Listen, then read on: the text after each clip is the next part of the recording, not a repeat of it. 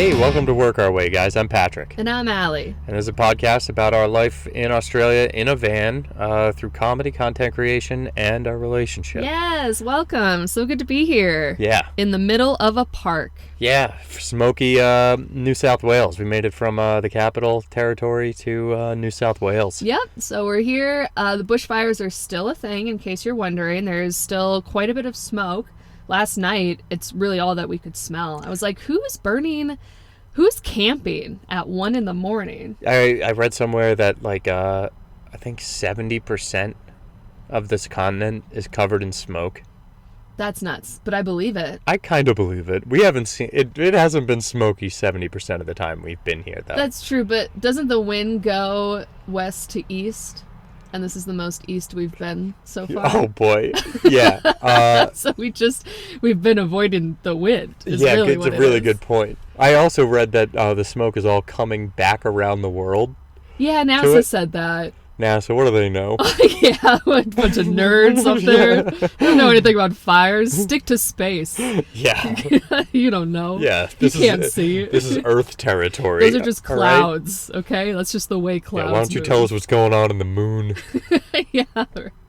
Yeah, what's the update on Mars? Anything? Yeah. That was the rover. Yeah. Just stick to building rovers, all right? Yeah. I want to know where Elon Musk's car is. Yeah. Where is it at? It's a good question. Yeah, there was no follow-up. It was just, they shot it out. It was a big deal. Yep, they played. Took a picture. Yep, and then that was it. What happened to it? Is it still around? Ooh, I don't know, but completely tangential. I read somewhere that the fastest man-made object ever was a manhole cover that they put on the top of a nuclear test hole silo. That when they blew, a lot of holes. They blew it and it shot the manhole cover up so fast, like 150,000 miles per hour, that it exited the Earth's atmosphere before it could burn up, and it would have put it going past Pluto in 1961. So who knows where the hell that thing is? Do you think it's still out there? Well, yeah, yes. Well, I don't know. There's black holes. There's comets. There's fire. Hey, really good point. It could have gotten sucked up into a star. So no, I don't think it's still out there. I bet it got sucked into a black hole. Just from one hole to the other. Yep, one hole. We're off to a good start here. Yeah. I don't know why, but I'm super giggly again. I don't know if I'm just tired. It's lack of oxygen and increased amount of smoke. Yeah, that's probably it. Yeah, all the laughing gas. What? All right. Woo. All right. Cool. So for us doing the whole van life thing, I don't think we've really talked too much about what van life has been like. And I'll be honest, we've been playing it up a little bit over the last few months. It's been cool. It's been awesome to be able to drive around, to go anywhere, whenever we want. It's been great to live, honestly, this close to you. Yeah. I thought I would hate that. Fan. Yeah. I've only been driven out of my mind a couple of times. Yeah. And I think you are similar. But it's been, give me your impression. What do you kick us off. So, I guess I fall into some social media traps sometimes, and I remember seeing van life on Instagram and being like, wow, that looks almost luxurious. Like, people are it's like a clean van, it's a rocked out Mercedes, people are camping on the beach, they're doing all this cool stuff. But I don't know. You need like money to do all of those things and to do it well. Like, people are like traveling lavishly. Like, I follow all these influencers on Instagram and I'm like, how do they actually cook their own food? Or are they just able to afford eating out at the cutest cafes in Australia every single day? Yeah, that's a really good point. Because their Instagram tells me that they're eating out at cute cafes every single day and just posing by their van once a day. Yeah. But that's obviously not the reality. And I don't know why in my mind I thought that kind of was. But it's like, it's tough to maintain that lifestyle. Yeah, cooking.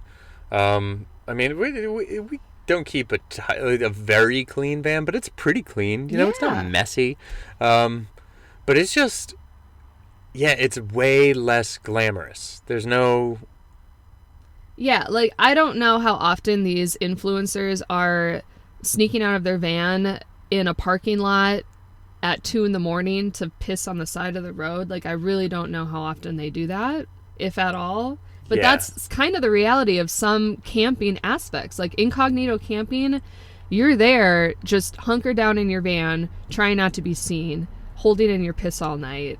If you Yeah. can make it that long. let's see a fun post about that. Yeah, I want to see that aspect of van life. I want to see, the van freaking out on a hill, going way slower than it needs to be because it's old and it's fat and it's lugging around and people are getting mad at you and there's road rage. Like, you don't see that aspect of van Yeah, life. throwing out half a loaf of bread and half a pound of meat Because it's moldy. all moldy and Yeah, I gone want to bad. see that, but that's not ever shown. Yeah. So really what it came down to, I think, for us is when we initially planned this trip, we said, okay, we're going to take a year. We're going to use all the money that we saved, and we're just going to try to stretch it as far as we can. If we make it the year, cool. If not, also cool. But as a result of us kind of being in that mindset, I think we weren't really living. Oh, we were Existing. Yeah, we were just like, all right, Barely. yeah, we are going to eat the bare minimum. We are going to eat like the same thing. You know, we're going to ball out on our budget. We're going to incognito camp. We're going to spend $0. And also, like, we expected to have our house rented out immediately. Like, Yeah. big news, we just got our house. We just got tenants Today. today. The lease got sent. Thank God, because that was skewering our my bank account is draining. absolutely demolished. It's just All of the money Yeah, gone. that's a smoking hole. Yeah. So it was just all of these things that we weren't expecting with expenses. And we kind of hit a breaking point a few days ago where we were like, okay, is this what we actually, like, we're not traveling. We're not actively going out and having beers, Yeah, happy experiencing the true tapestry of Australia. You know, we're not eating good food. We're like occasionally going out to eat at a cheap place, getting a disgusting kebab and going home. Yeah. Like But mostly I have naps for lunch and dinner, you know? Oh, So we got to a point where we're like, okay, we can continue doing this until November, August, whatever. Or we can completely realign what we actually want to accomplish in Australia and possibly Southeast Asia and just come home a little sooner. yeah. And I think we've kind of figured out we can still not salvage this, but really like reallocate our funds and do the things that we actually want to do in maybe like 2 to 3 months instead of 7. Here's the thing. Australia, it's a big continent, but it's not like people don't live here. People live in like 4 cities. Yeah. They live That's in it. Yeah, Sydney, Perth, Adelaide, and I'd say Melbourne, but that was just China. That was just China. I didn't see any Australians there. No, not one. Not a single one. So we can, like, there's a lot to explore in those cities, but it's a lot less like get around this entire continent. I'll tell you, I don't like Australia as much as I thought I did. So it's a little bit as much as I thought I would.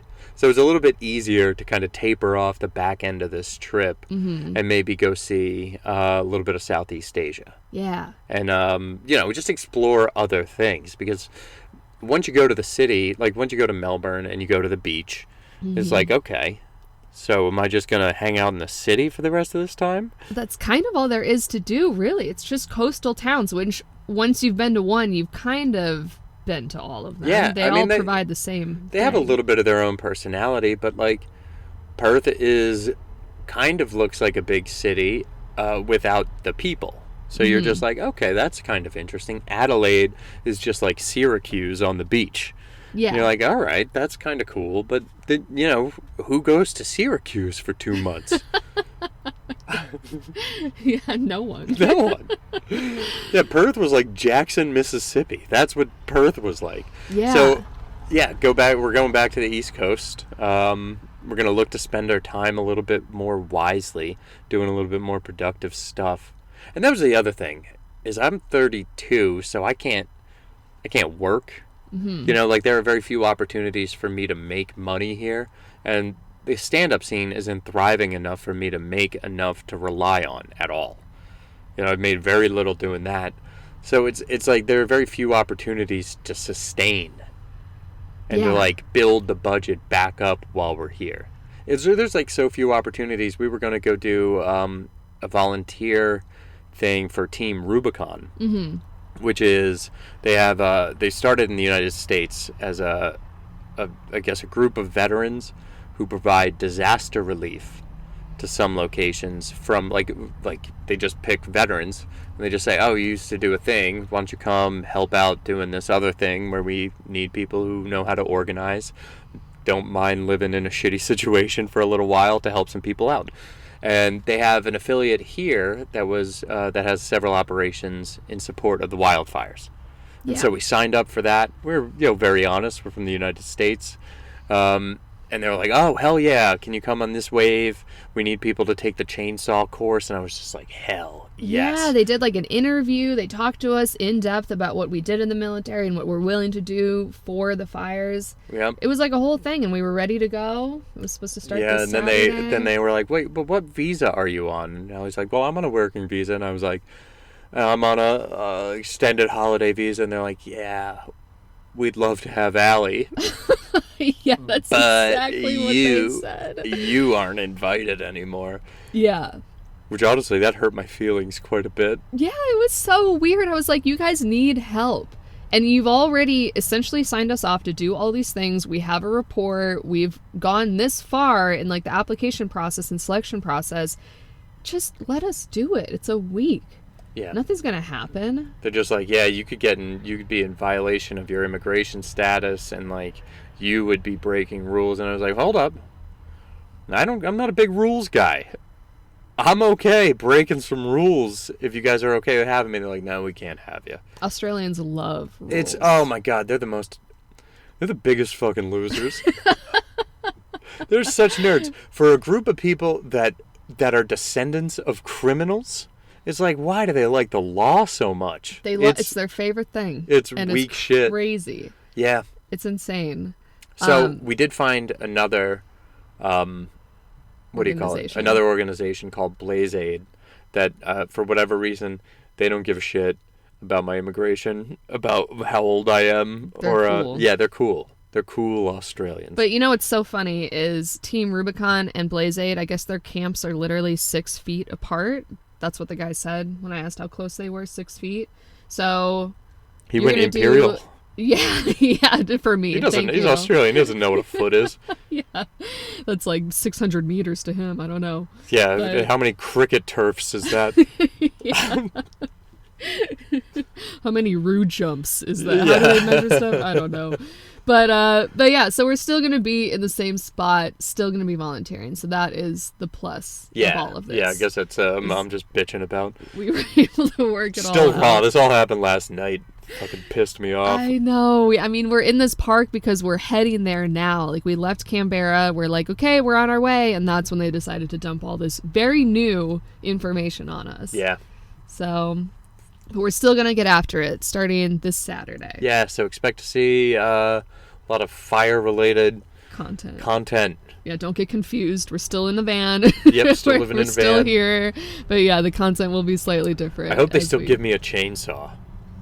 At this point, I say, it sounds like they got a whole bunch of camps in one area. They don't know who belongs to who. Everyone's new. There's a bunch of turnover. People are only there a week. I say you just do it. If they don't give me a chainsaw, I'm taking a chainsaw. Ask for forgiveness, not permission. I'm asking for a chainsaw. Forgiveness, permission, neither. I want a chainsaw. Yeah, we'll make it happen. We'll let you guys know how it works out. We could be leaving Australia soon if you get caught. Whatever. Stealing a chainsaw. Yeah. From a non-profit organization. Yeah. Oh, yeah. So good stuff. So that's kind of part one of what we're doing in terms of realigning our trip. But we've also decided on the back end of Australia, Southeast Asia, we're going to Japan. Yeah, and that's mostly that's in support of Allie's reserve time. Yawn. I have to go do that still. Not yawn for me. But we get to do it for anywhere from 30 to 45 days. So we'll probably be chilling right outside Tokyo for that time. I'm so excited. We're going to eat Kobe beef. We're going to eat sushi. Yeah, samurai swords. Bombs, yep. Anime. Harry Carey. Disney World. Yep. Seppuku. Coronavirus probably by that time. Oh, no, that's China. I know. Well, it'll get over there. They're right there. Yeah, I guess. I mean, everybody's got it. Yeah. I wonder what is going to come of that. Do you think that's going to be a whole thing? I don't know. It's tough to tell. The governments usually don't freak out when the media starts freaking out. Mm-hmm. And the governments are shutting things down. So that's a little weird. A little alarming. I mean, I'm a little bit of a conspiracy guy. Wuhan is like their like biological research center. So they like test and check out a bunch of wild diseases over there. And that's where a new one started. Is just a little bit coincidental for me to I don't know. I don't know where I'm going with this. Do you think they were purposely trying to make something to clear out the population? I mean, if anybody should be doing that, it's definitely China. But I think, if anything, one just got loose. Yeah, just a rogue. And if I were super jaded, I would say that they released a, not that bad virus to see, one, where it spreads and how it spreads, and to either, like, shore up the defense or whatever. It's like almost like an experiment. But this is unsubstantiated conspiracy theory. Well, not that unsubstantiated, because we were listening to a podcast the other day where the guy was talking about like old CIA cases that were declassified. And wasn't there one that was like biological warfare on like the state of California back in the 60s or something? Oh yeah, they took I forget what they used, a bacteria that they thought was harmless, to see if like they put it in certain spots, like how quickly it'll spread throughout a location. And it turns out it wasn't a completely harmless bacteria. A lot of people got sick and a couple of people died, but it was like fairly benign, and the intent was to see like the flow of water, the flow of air, and see if someone were to attack us with a biological weapon, how quickly it would spread and how quickly it would infect. Yeah, and it turns out very quickly. Very, very quickly. Man, yeah, from threats of World War III to this, what's going on? I don't know. What's going to happen first? Either the media is trying to keep us all scared, or the world is really ending. Well, it's a good thing we're getting this out of the way then. Yeah. Traveling for a year. Yep. Good times. Yeah, really good times. Doing it right. Yeah, this is the We're Going Crazy podcast. Yeah, we're changing up our brand a little bit. Yeah. Hope you guys like it. Oh, man. So speaking of Australians being rule followers, January 31st came and went, and will forever go down as the most boring day of our lives. That was the day that weed became legal in Canberra. Yep. Wouldn't know it if you went downtown, though. Fucking... Not even a little bit. No one. No dumb-looking hippies, like girls in fucking elephant pants, selling moon rocks or whatever. Opals. Like, there's nothing. No white dudes with... This is the first day in Australia that I didn't see a bunch of asshole white guys with dreadlocks. And it was the day weed got legal. Yeah, where'd they all go? I don't know. Well, they all turned to meth. That was all you could find anywhere, was just people asleep on benches on meth. Yeah, unbelievable. I don't know what I was expecting, but I was expecting way more. And it was just a huge disappointment. No one was out. And it wasn't even like people weren't out because they were scared. Like, it's not like the police academy was graduating that day and they were all hanging out in Canberra. Yeah, there wasn't even an increased police presence. No. The police were like, oh, these pussies aren't going to do anything. Exactly. Everyone stayed home. It was nuts. I was like, wow, this would never happen in the States. Yeah, a couple of comedians were like, yeah, but it's not legal to smoke it outdoors. And I was just like, Yeah, it's not legal in the United States either, but on April 20th at 4:20, everybody goes in front of their state legislature and smokes outdoors, and the cops don't do anything about it. Yeah. You're telling me we give a shit about rules less than you Australians? Everything I've read about you folk is wrong. We walked into a tobacco shop because we figured, well, maybe they'll know because they sell glassware and, you know, usually the people behind the counter dabble. And it was this Indian woman. Yeah. And Pat goes up and is like, hey, is there anything going on for this day? This is like a monumental day in your city's history, your country's history. I didn't blow it out of proportion. I didn't say all that. I was just like, this is a big deal. No parties, no festivals. Yeah, she was like, I have no idea what you're talking about. Oh, that's happening? She either tried to act dumb or legitimately didn't know that this huge thing was happening in her own city. Weird. So weird. I just wanted an excuse to party. I thought there was going to be, like, food trucks. Something. Like, yeah, like a national event. Yeah. Nothing. Yeah. Yeah, just unbelievable. Yeah. Wild. I don't know what to make of it. Speechless. Yeah, they truly. keep talking about these bushfires, but they're too afraid to burn any bush.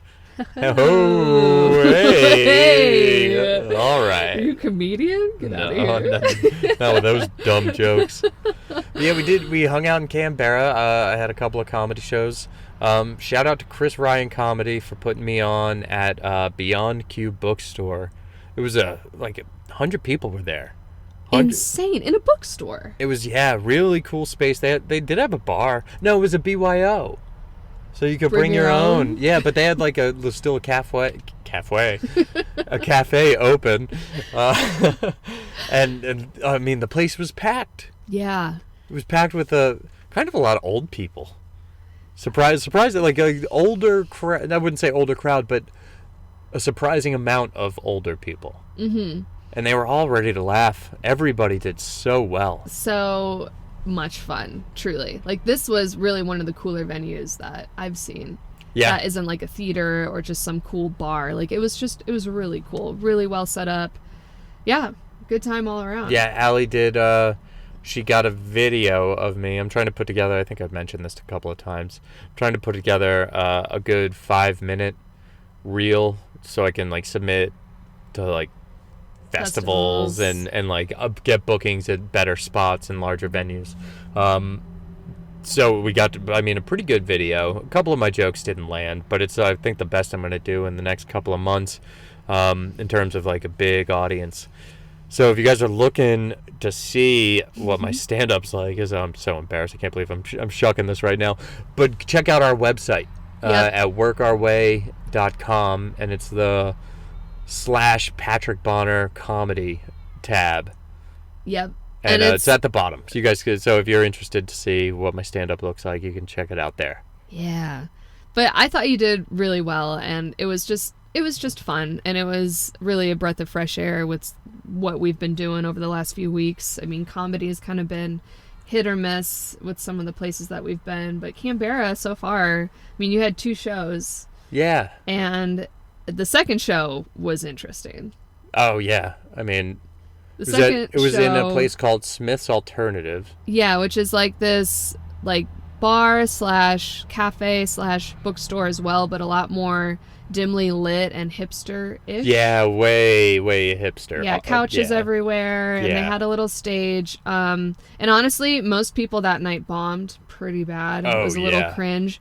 But surprisingly, the best laugh of the night was from a cat. There was a cat walking around, and I thought that it was like the owner's cat or one of the barista's cat, but it was just a stray that was hanging out. And no, it turned out it was the owner's cat. It was the owner's cat. Yeah. Okay, a lot of people were like, we've never seen this cat before. Yeah. We don't know why it's so well trained and good around humans, but it was on stage like pawing at the wire from the mic. So, and it was awkward because every time it did something funny, people would laugh, but it was never during anyone's punchline. Oh, it was completely distracting whenever anybody was on stage and they were talking, Yeah. and then the crowd would just erupt right in the middle of someone's setup, and they're just like, what the fuck? Did you just see him like wondering Why are they laughing at me? You see everybody's insecurity just bubble to the front.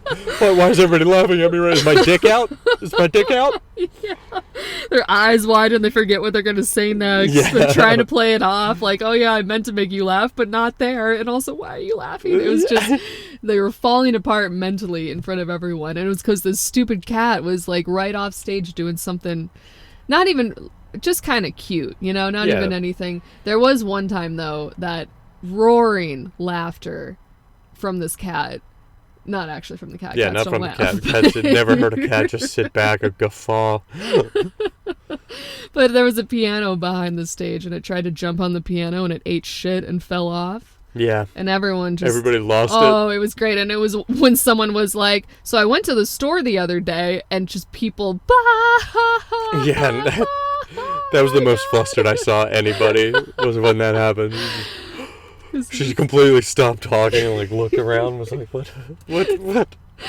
Oh my god. Cat didn't come up when I was up there though. No, I wonder why. Me too. Yeah. There was also a weird guy.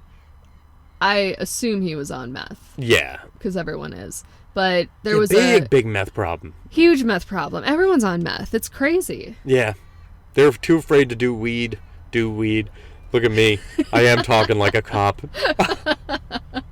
You guys snort weed, huh? Yeah. They're too afraid to smoke weed, but everybody's on meth. It's just like, where's their moral barometer? No idea. But this guy was clearly on it, and there was a bookshelf right behind the stage, just off center from the stage, so not on it. So he goes up to the bookshelf.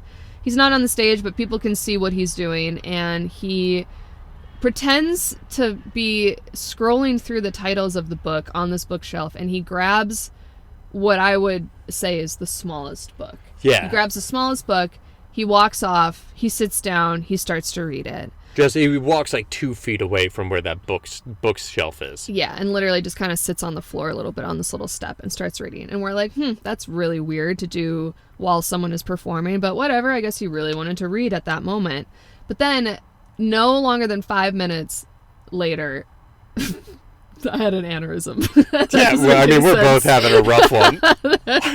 What did I just say? I blacked out. No longer more than 5 times as hard.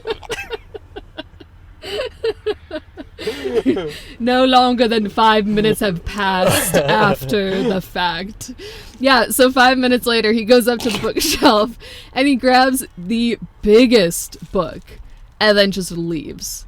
Just leaves the premise with the largest book. And I'm like, what was he like, red fish, blue fish, one fish? No, you know what? I'm going to go with the Quran. Yeah, infinite jest. I'm going to go. I did want to read, God, what's a small book? What's like the shortest book in the world? Shortest book in the world. Green Eggs and Ham. I did want to read Dr. Seuss, but actually, I'm going to read White Fang or Call of the Wild. White Fang? That's a young adult novel. I know, but isn't it huge? It's not that big. I'm thinking of big-ass books. Go with War and Peace. The Holy Bible. That's what he chose. That's a dense one. That's a thick one. Yeah. But that was just, I was like, what happened there? What was going through his mind where he was like, actually, never mind. There's a bus that says Australian Defence Force. Oh, yeah. Where are they going? I don't know. To school? In a coach bus? Yeah, in a coach bus. Yeah, it looks nice. Yeah. They treat them pretty well here. Yeah, wow. Was that their basic training bus? Maybe. Boy, this place. Get me out of here. Yeah, Let's Australians. leave. But yeah, so that was also very strange. And he, just stole the biggest book. Walked right out. What's he doing with that? And then he can't read that. We walked outside, and like when the whole night was over, and he was passed out on a bench right outside of the venue. Yep. Just dead, probably. Quran in hand. Yep. Getting educated. Power of Christ compels him. Yeah. Weird. Just a weird... Yeah, this place. I can't.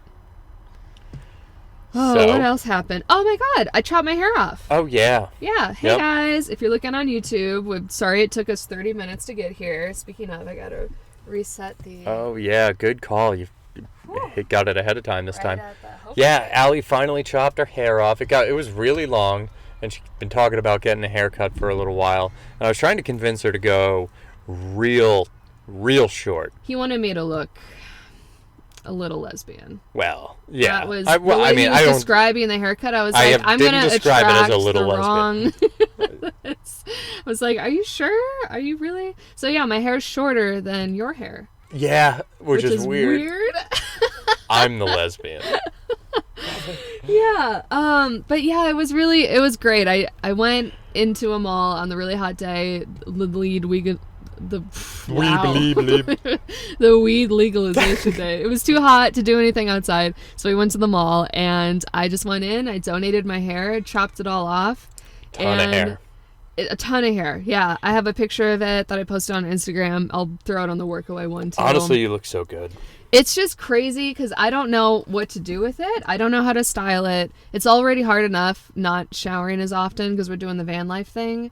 So I don't have access to heat appliances to like style it. So I need help. So if you guys have short hair, like please help me because I don't actually know what I'm doing. But it does feel so freeing. I don't feel as hot. Like, long hair and van life do not mix. You're telling me. Like, I don't know how I thought I was going to be able to maintain that lifestyle. It is just, it's impossible, truly. And it's just been so nice. Every time I woke up in the morning, I looked like a meth head, legitimately. Yeah. I would be going to the library and Pat would, like, grab me and be like, are you sure you don't want to, like, comb your fingers through your hair really quick? You want to just maybe do that like 5 times before we go into this establishment with other people? You sure you don't want to do that? You don't want to just brush your hair like 1 time? It was tough. That's how you know you're in a loving, committed relationship. I looked more and more homeless as the days went on. I was like, that's why we don't have friends, because people are just scared of us. Yeah. I have crazy hair. You have super long hair. We both smell. What? I understand now why no one wants to be friends with us. We don't smell. We're doing a pretty good job of showering. So we found a nice little workaround of doing free week-long membership trials at gyms. Yep. So we've been getting a little jacked. We've been hitting the gym every day for honestly 2 hours. We'll just go and just start jacking heavies. And then shower up and then do our day. And that's been getting us by. You know what else we've been doing that I totally forgot happened? I don't know why I blacked this out of my mind. We've been sleeping in like real places. Yeah. It was so fucking hot. We're talking so moody all the time. We couldn't function. It was 45 degrees Celsius, which if you guys are in America, you're listening, that's 2 million degrees Fahrenheit. Unbelievable. Our curtains melted a little bit in our van. No joke. It was 115 plus. And we just couldn't survive. We're like, there's no way we can We're not going to, we cannot sleep in this. We can't. We're going to go to bed and never wake up again because we're just going to be so hot. So yeah, we stayed a couple nights at a campground. Yeah, but the hot days we stayed at a hotel. A hotel. But we'll bring it back to campground. My bad. Cool. Yeah, but yeah. So your hair though. Let's talk about your hair. My hair. How have you been doing the long hair thing? Well, mostly I've just been bunning it up. I bun it up. Mm-hmm. And I'll be honest with you, it's a pain in the ass. At this point, I've just committed to it for the duration of our trip. The duration. That's D-O-O-R-ation. It looks great, though. It's very long. It is very frustrating. It's almost so long I can't wear it down. It's so long. It was long before we left. Yeah, are you going to talk about the USO guy? Yes. So we were stopped at, was it Denver? I think it was. It was because we ran into Steve-O. Yep. My guy I used to work with. And we were at the USO in Denver killing some time on our way over. And I went over to the bar to get, it's not like a real wet bar. It's they give you free Diet Cokes. And I was going up to get a Diet Coke. And I went over to the bar and the guy the old man working behind, hadn't yet served me, so I was kind of turning around. I think I was saying something to Allie, and I hear him go, "Yes, ma'am, what can I help you with?" And I turn around and he goes, "Oh, my God." Oh, I'm very sorry about that, sir. And I was just like laughing at him. I was like, it's okay, but damn. Yeah, I mean, you got What's nice more locks. offensive is you didn't mean to. I mean, you just have great hair. It's like very, like, it's not frizzy at all. It's just like so fresh and clean. I'm jealous, Yeah, honestly. I do have great hair. It will be hard for me to get rid of it once I do, but I am looking forward to it. Yeah. Yeah. It's just going to be weird having shorter hair than you. So Yeah, I'm I mean, this will be probably the only time in our life that this will be the case. Yeah. Yeah, but I'll tell you what. Going back to ladies with long hair. Ladies. Donate it if you can, truly. It's like such a cool thing. This is my second time donating. The first time was Iron Man. Chopped it all off before we went to Cuba. And it's just, I live my life in extremes. I guess that's really, for me, what I'm learning about myself. Is I can no longer, it's either got to be one or the other in polar opposite directions. So, like, I either have to have really long, luscious hair or, like, very short hair. You know what I mean? Like, so donating is perfect for that. Because I can just grow it out as long as I want. I can donate it. You get a discounted haircut. And then it goes to, like, a kid with cancer who needs it. My hair's kind of going gray. Will they take mine? I don't think some kid's going to want salt and pepper hair. It's trendy now. Not for kids. I mean, it kind of, like, gray it's kind of in style. Is it? Yeah, like I'll tell my dad. People who are young are dyeing their hair gray. Yeah, my dad looks like he's 14 now. Well, it reminds me of like Hunger Games, like all of the weird hairstyles that people had in that movie. Okay. I think there were people that also were doing like the gray, but they were young. Interesting. So I don't know. Rock it. It looks good, and it's not that noticeable. it honestly isn't. But I think my hair will be long enough to donate by the time we get back. What do you think? That'll be cool. Yeah. Nice. So what's our big announcement is that we're going to Japan, right? Yeah, we're cutting the trip a little short. We're going to go explore Southeast Asia and then do Japan after. Hell yeah. Do you think they'll take my hair in Japan? Great question. Should I keep my hair in Japan? You're going to get stopped a lot, I think. By the Japanese? Yeah, I think you on the street, like, you're white. I guess that's more of a Chinese thing. That is a Chinese thing. Yeah, so maybe you'll be okay. I think I'll be okay. Japanese, they're a little more progressive, more aware of Hollywood and American presence there. So maybe not. But I don't know. Yeah, I think you should keep it. That'd be cool. Yeah, I'll probably keep it until we get back. Do it. Oh, we have to address, we got some complaints from a couple of buddies of mine.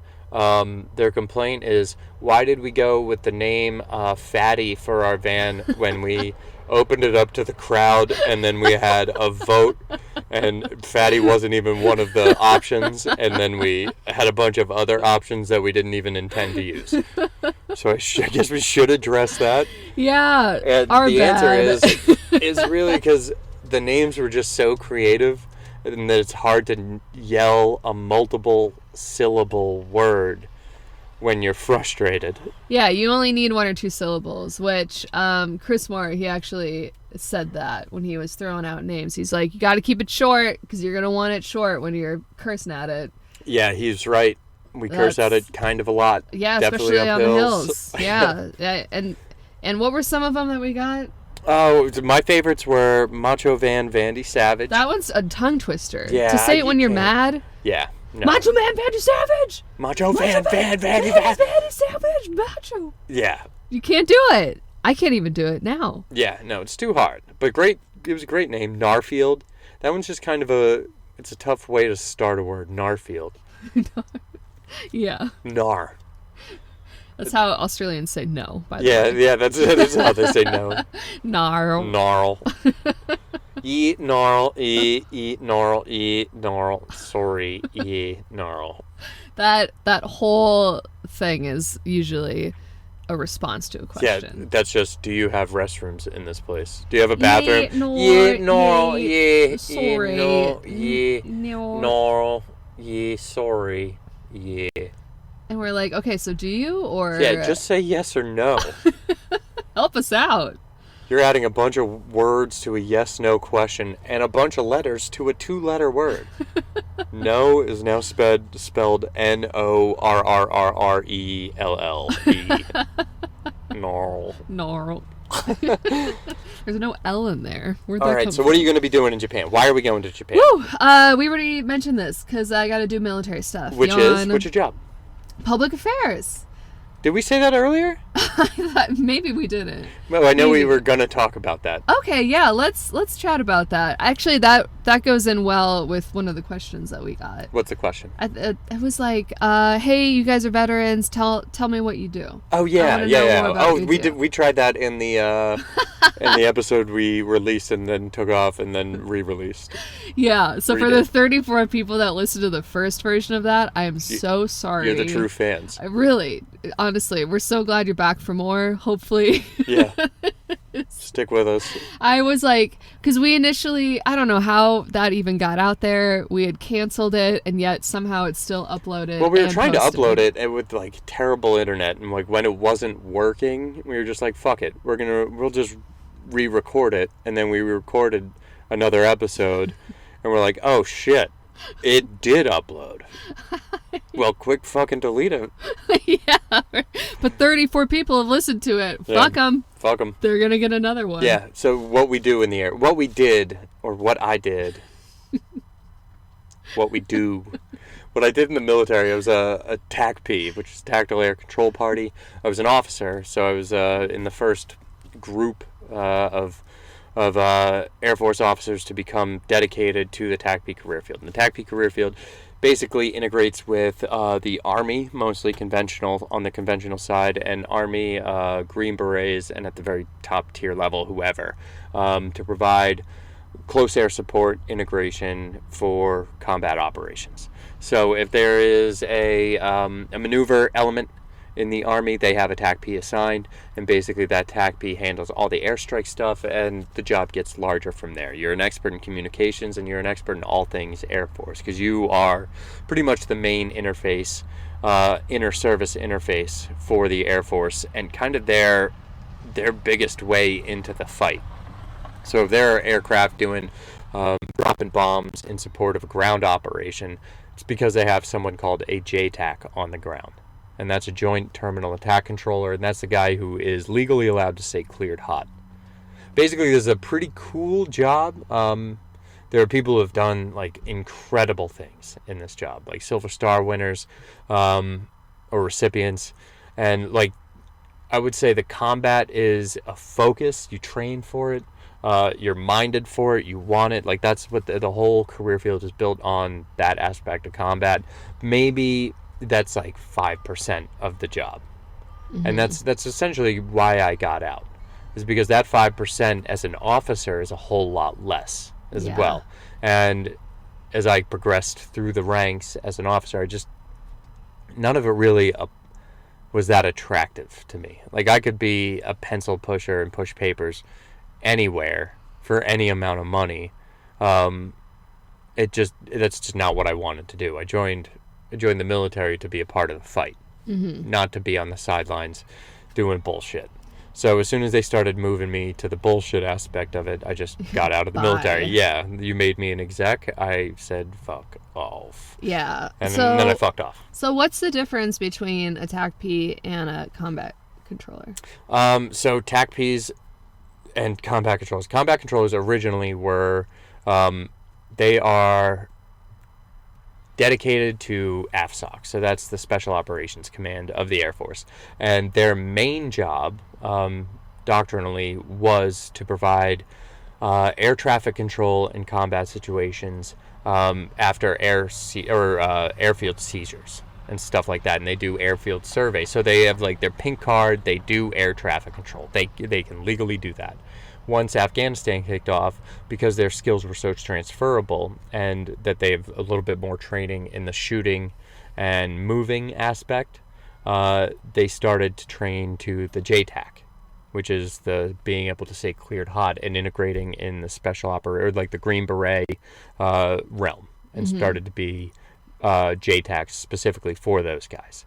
Now, TAC P, you can still go special operations. It requires another selection, another 5-day selection, and you can go be a TAC P where you go live with the Rangers down at Benning or Savannah or up in Washington, or they frag you out to a special tactics squadron. So you'll just be alongside of the CCT guys doing JTAC stuff specifically for the Green Berets. So when you were in, being a TAC P was like a conventional career field. Is it now special warfare? Well, so this is where it gets a little weird, and honestly, it's kind of funny to see the Facebook community just fucking at each other's throats. People get a fucking hard dick about the word special. Yeah. If it says special, people are and this goes back to like the fact that the combat aspect of the job is like the 5%, and that's for CCT too. They're like combat. The Air Force isn't minded for ground combat. It just doesn't. That's not how they live. So you deploy, and even when you deploy, like the amount of combat you see is still pretty slim. Now, like I said, there are outliers and people who have done incredible, huge, amazing things. For sure. So people like now TAC P falls under. It used to be the Battlefield Airmen Group. Like the Battlefield Airmen Community, not group, because that has a specific doctrinal meaning. But the Battlefield Airmen Community consisted of pararescue, TAC P, CCT, like combat control, special weather, and SEER, so survival experts, survival escape resistance. Oh, survival, evasion, resistance, and escape. It's an acronym, SEER. They changed that to special warfare, which now includes combat control, pararescue, TAC P, SEER, and special operations weather turned into special reconnaissance. So now that's all under the special warfare umbrella. But that doesn't mean TAC P aren't still serving the conventional troops. I don't, not to get all war story and beat my own chest, but like I saw combat, and you get shot at, and because your operation isn't quote unquote special doesn't mean the bullets are any less real. Yeah, exactly. For the most part, the people who are drawing those hard lines are the people who got into the career field for the wrong reasons. To wear a floppy hat and to tuck their pants into their shoes. It's status chasers more than anything else. So if you are dedicated to the job, like you will get everything you want out of it. You want to see combat, you'll get it, and you can get it in conventional. You're as likely to get it in conventional as you are non-conventional. Like that's just or special. It's all the same depending on what you're looking for, how hard you work. That's it. Yeah, the best JTACs. The best JTACs I ever met in the TAC P community were not special operations. Yeah. They were concerned about doing the job as to the best of their ability in conventional. There's more moving pieces. You have fewer assets to work with. You have large ground forces, large scheme of maneuvers. And it's like almost like if you are a student of war, there's a lot more that you can learn and do in conventional. But it doesn't have the word special. And that's special means sexy. Yeah, well, I've noticed too, just in working with people within special operations and more on the conventional side, the people with the most badass resume, you would never know, because usually those are also the people who are the most humble about what they have done. And generally those people are on the conventional side. Right, but there's blowhards everywhere. Yeah. You got blowhards in the special operations community, you got blowhards in the conventional. And those are the people who are concerned about the terms. The people who are concerned about the job, those are the people you want to know. And those people exist on both sides of the aisle too. For sure. But like you see, you asked a specific question about the special warfare community. And yes, TAC P does now fall under that. But it doesn't mean it's special operations, and that hurts a lot of people's feelings. Yeah. And like even the special tactics word hurts people's feelings on the special operations community. Feelings. Like there's nobody, everybody's bristled about it. Yeah. And it's embarrassing. That part's a little bit embarrassing. Yeah. No, I could see that for sure.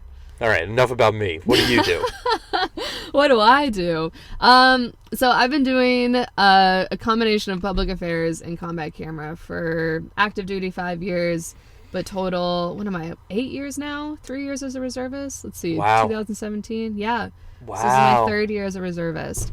And I'm a really cool type of reservist called an IMA, which means that I backfill active duty positions. And I can work as little or as much as I want in a year. And at a minimum, it's just 3.5 weeks. So I do all my time at once. Right now I'm assigned in the UK, so that just means I get a free trip to the UK every year. Hell yeah. But my unit's closing down, and I need a new place to call home, so that's why we're going to Japan, because I'm a free agent right now, and I can kind of support whatever active duty base needs me the most. And right now, Japan's on that list. So, woo, it's all working out. Domo That's pretty arigato. cool. Yeah, it's working out for me. Yeah. But all in all, public affairs, for the longest time, really before social media was as big as it is now, people just thought that it was people out there taking photos, writing articles, just kind of being PR for the military, which it still encompasses quite a bit of that. Yeah, there is that aspect, right? But now it's evolved so much, because now information can be used as a weapon, and it has been used against us. The 2016 election is a good example of how news that is maybe untrue or very slanted can spread very quickly and can generate good or bad outcomes in really democracy, in it just anything really. Yeah. It's information now is just as dangerous, if not more dangerous, than conventional means of war like bombs and bullets. Information now has become so important. So now public affairs has elevated and now works very closely with other information related capabilities, which is what combat camera falls under. So the difference between public affairs and combat camera, I'll use this analogy that I've used to like millions of colonels, it feels like. Because a lot of people get confused. Colonels are so dumb. They are. So I've had to break it down and really... So I'll use the Super Bowl, because that just happened. Which, let's talk about Trump's tweet real quick. No. Just how funny it was. That was just long story Congratulations, the Kansas. great state of Kansas, for being next to Missouri. That's just gave me a good laugh. But anyway, the Super Bowl, it happened. So what you see when you watch the Super Bowl is very much what PA is, right? It's a very polished product that's meant to be shown to millions of people. It's meant to inform people with knowledge of the game, without knowledge of the game, what the game is about, what is happening. You have color commentary, you have play-by-play, you have instant replay, you have performances, entertainment, advertisements. All of that is essentially what public affairs is capable of doing. Consumable. It is. It's very consumable because it has to be, because they're informing a large amount of people all around the world who may or may not have knowledge of what is happening in the military, in the Air Force, etc. So combat camera is the footage that the coaches take back with them to the locker room. Game tape. To show to their team to get better for the next game. So that is people doing inappropriate things off field where they get penalties. That's very in-depth, like what is going on with the plays, where certain players are, both on the field and off the field. May not be sexy enough for television, but that is what is actually used internally by the team to get better. So combat camera, they document operations, usually not for public release, solely for the commanders, the decision makers in Washington, for anyone who needs to see how an operation is, no kidding, running, the good and the bad, so that they can determine how much money they're going to send to support, how they want to frame or change this operation tactically, who they want to control this aspect of it based on how it's going. All of that from the air and the ground is what combat camera. So the way I describe it, and I might have been doing this wrong. I should probably run this by you before I've been using it. It's all good. But I say you're like a war correspondent internal.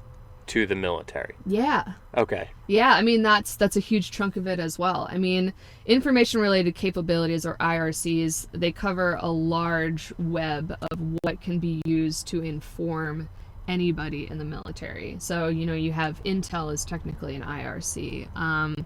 There's like a million other career fields. I'm blanking on some of them, but combat camera just simply falls within that. But in a deployed environment, they fall under the J3, so they fall under whoever is in charge of operations. Right. So the J3 deploys them to figure inside out baseball right now. Yeah, right. So the operations people, they utilize combat camera to essentially be on the ground and be kind of like that war correspondent. But like I said, some of the imagery is releasable, some of it isn't, and that's where you have more flexibility as a commander to actually get that imagery and use it. Now, it'll be interesting to see how combat camera changes or evolves and or goes away with just the access that we have now to GoPros, and other That's a really media, good point. because combat camera back in the day was huge, because you were trained to be aerial qualified, you were trained to essentially be able to embed with a team on the ground, because they didn't have things like GoPros or like very small, easy to use cameras, cell phones, all of that. You needed someone who was actually trained with a camera to go out and get that. So I'm interested to see how that changes, if it goes away, if it gets bigger. Like I don't know, but there's got to be some change coming with that. Yeah. I can know. imagine if they don't have to put someone out there, they won't. You know what I mean? If they can, Andrew Yang is right. Automation's coming for all of our jobs, including combat camera. Yeah, I mean, because it's an extra spot on the plane, it's an extra spot on the boat, like wherever you're going, you're taking up a spot that could be used for someone else who is a little bit more integrated with being an actual operator. Who's required to shoot a gun, not shoot a photo. Right. Yeah. So we'll see, but there has been like tests with that too, to see, okay, if we just stick a camera on a helmet, does it actually show us what's happening, or does it just show us what that person is seeing, which isn't necessarily right real. Like, it's not. I wouldn't want to be the guy with it on my helmet. Why? Because you'd forget that it's on. Yep, and talking shit about whoever. Yeah. I mean, not a lot of people, I'm sure, want that on their helmet. Yeah, I wouldn't. It's weird. Yeah. So we'll see, but that's essentially what I do. So now, as a reservist, I don't do combat camera anymore. I just do public affairs, but I help in whatever capacity they need me for, and it's great. It's fun. Japan. Yes. All right. We got anything to add? I think we're coming up on time to. Nothing to add, but one thing. So I got interviewed for a podcast. I feel so bad. We're gonna post a whole bunch of stuff, redirecting people to the page, but it's gonna go live on February 17th. So hell yeah. I'll get more information. I'll be a lot more prepared next week. Yep. So I can actually plug it. It's a teaser. Yeah, we don't know where it's going. But yeah, so that'll be happening. But we will be volunteering for the fires the 8th through the 15th. So be on the lookout for that kind of coverage. Yeah, maybe even a little sooner. We've got some time to kill. We got nothing to do until then. Yeah. So, guys, follow us on Instagram at Work Our Way. Yes, Gmail. Gmail is workourwaypodcast@gmail.com. Website. Workourway.com. Facebook. It's probably Work Our Way. Nope, it's a trick question. We don't have a Facebook. I thought we did. No way. No? No. Guys, we don't have a Facebook. Stop asking. Yeah. All right. We've moved on. All right. Love you guys. Yep. See ya. See ya.